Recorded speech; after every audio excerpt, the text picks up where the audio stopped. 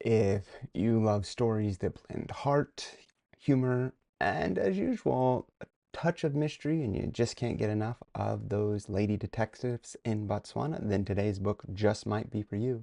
Today, I will be reviewing Tea Time for the Traditionally Built by Alexander McCall Smith. Welcome to Spencer Reads Everything. I'm your host, Spencer Duncan, and today we're taking a look at the 10th installment in the #1 ladies detective agency, which, as usual, is set in Gaborone, Botswana. And I love the title of this one. First of all, it came out in 2009, so it's about 15 years old at this point. But Tea Time for the Traditionally Built is great, not just for the alliteration, but it is a reference to two of the most important things in the novel. The first one is the reference to tea. Our main character, actually both our main characters, Precious and Grace, both love tea, particularly Precious. She is constantly drinking tea. There's been quite a few quotes in the books about how she thinks life just wouldn't really be worth living, at least certainly not to the same degree, if she didn't have her tea. And we've said several times that Precious is a little bigger. And of course, her way of saying that is to say that she is traditionally built, which I've always found that euphemistic phrasing to be very both humorous, but also a reference to her admiration for the culture and the history and tradition of Botswana. As usual, this book is going to follow the lives of Grace and Precious. And of course, we now have, Grace has her fiance, Puti, and we have the husband of Precious, Mr. J.L.B. Matakoni, and as usual, we have several cases to solve.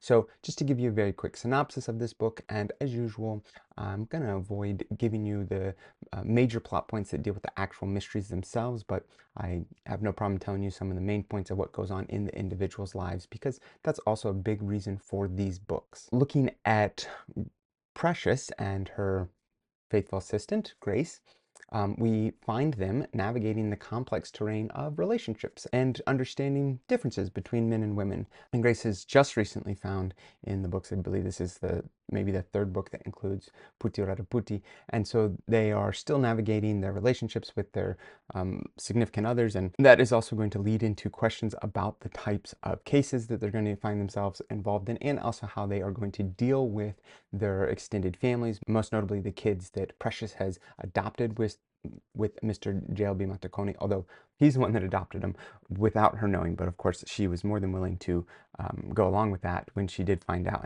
And so this is actually one of the books where it includes her adopted children a fair amount more.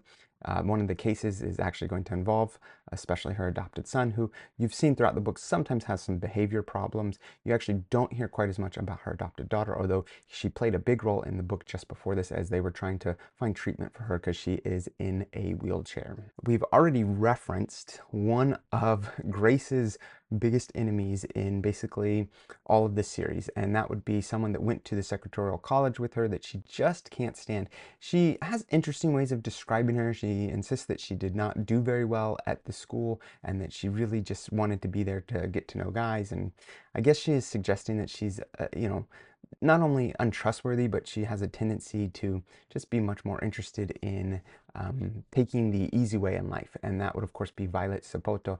And we've seen her a couple times, but this is probably the first book where she really becomes a big-time antagonist to Grace. And we're actually going to start to see Precious really turn on her, too. She tends to, I mean, she's not nearly as prickly as Grace, but she's also going to start to have some real problems with Violet. And we're going to see this continue to be an issue, at least up through the books that I've read. And I guess I still have about 4 books left, so I suspect that that's not going to change anytime soon, but I could be wrong in the next several books. But the point is that this is going to be one of the books where we see Violet being actually a little more aggressive and not just being antagonistic towards Grace, but specifically going after things that Grace really considers important, and that's one of the things that's really going to exacerbate the relationship between the two. The big case in this is going to come from trying to figure out and solve a problem. There is a very wealthy man in Gaborone. He has, pulled himself up by the bootstraps. He's been quite successful in business, and he has recently purchased a soccer team. And this soccer team, which he considers his pride and joy, is really struggling, even though he's put a fair amount of money into it. And so he thinks that there's someone involved that is betraying them, that is doing something that is making it problematic.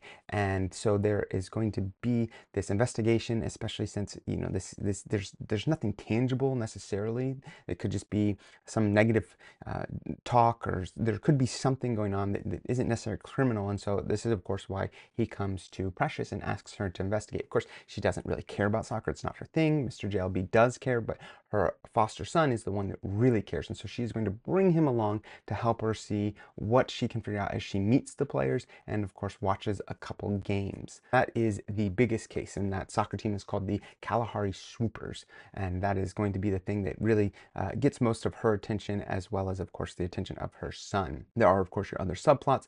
Probably the most important one is going to deal with, well, I'd say there's two really important ones. One is going to deal directly with relationships. That is going to be that Puti Raraputi is going to hire this new lady and discover that she's quite talented at selling furniture, but there is a little bit of anxiety about what her motivations might be. And sure enough, when Grace finds out who it is and realizes that it's Violet Sapoto, she is convinced that she's doing it for some kind of nefarious reason. And sure enough, it is going to be revealed that she does have some pretty suspicious reasons behind not just only how she's selling furniture, but of course also why she is trying to get so close to Puti Raraputi.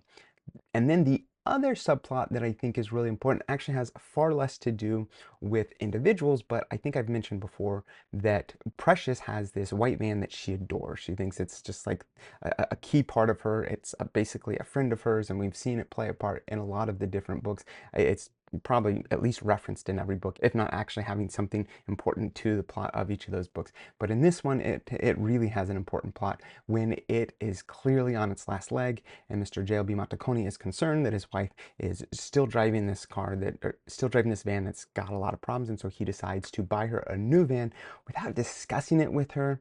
That upsets her a little, although she is very grateful for the present. She just is having a hard time letting go of this van. And so she is trying to figure out what exactly she should do going forward and how exactly she should manage this relationship between this gift from her husband, but also she's really just not fully ready to give up that white van. And so there's going to be, a bit of a balancing act going on there. I would say that that means that a huge theme of this book in particular is going to be the loyalty. I mean, that's just a big part of, I'd say, all these books to a certain extent, but this one in particular, as you're looking at her relationship between her husband and the fact that he got her a new van, but also the relationship between Grace and Puti Raraputi, and even the question of this new soccer team. I would say loyalty becomes a part of that conversation as well. So I would say that that is even more pronounced in this book than usual. But as usual, and by as usual, I mean maybe like the second or third time I've done this. I wish I'd done this for every video. Let me tell you some of my absolute favorite quotes, because I think that those are the things that just really make this book fun to read, is those little bits of wit and wisdom that I think go a long way. So, for example, one is, I think this one really, helps to reflect the empathy and just the compassion that really guides Precious's life, and that is, everybody who consulted her was, in their way, hurting. Even this rich man with his big Mercedes-Benz and his expensive cufflinks. Human hurt was like lightning. It did not choose its targets, but struck with rough equality and little regard to position, achievement, or moral desert. Or I think this quote is a very powerful reminder of how Precious's insights into the universe and just the nature of suffering. When she says, when we dismiss or deny the hopes of others, she thought, we forget that they, like us, have only one chance in this life. I love that one. I think that one is just so powerful. And then finally, of course, let me include at least one of humor, because I do think that those are so good. And this one, I believe, is coming from Grace, who says, it was a stark choice, shoes or food, beauty or sustenance. The sensible, the self-indulgent. I'll take the shoes, she said firmly. As I pointed out before, Grace has a long-standing obsession with shoes. I think I think there's a lot of reasons behind that, including just her own ability to come up in life. And I think shoes are a real symbol to her of being successful and a chance just to have a little variety in your life. And this is not the first time that shoes have been a plot point, and it won't be the last. As a matter of fact, in the near future, I'm not sure which book, her shoes actually take on a much bigger role. Anyways, who's this book for? Well, at this point, this section of these videos is going to be basically the same for all of them. That is, it's a great book. However, it is deep into a series. I don't think you're going to want to read it all on your own. However, if you do go back and read the beginning of the series, I think you will naturally make your way to this book, and I hope to hear any of your thoughts on it if you have read it.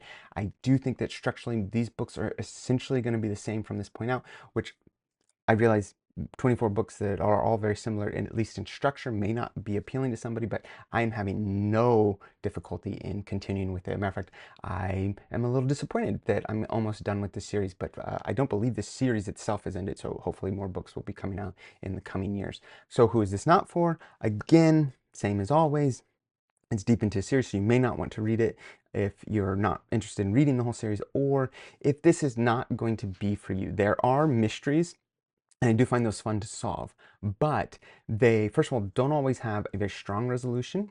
Also, the morality of Grace and Precious is much more at the center than any kind of sense of vengeance, or there is certainly an element of trying to uncover the truth, but there is not some kind of strong, vindictive or cathartic nature to these books. Instead, these tend to be a little more lighthearted, even though they certainly can deal with very challenging topics. I mean, we are dealing with people's lives here, and they have very difficult things happen in them. And so for that reason, I would say that if you, for one reason or another, don't want what I consider relatively quick reads that, although are very touching, I certainly wouldn't say that they're very challenging or demanding. And so I would say that, of course, for this whole series. As usual, I would love to know what you guys think. Please let me know in the comments, but don't forget to like, subscribe, turn on those notifications, and until next time, keep those pages turning.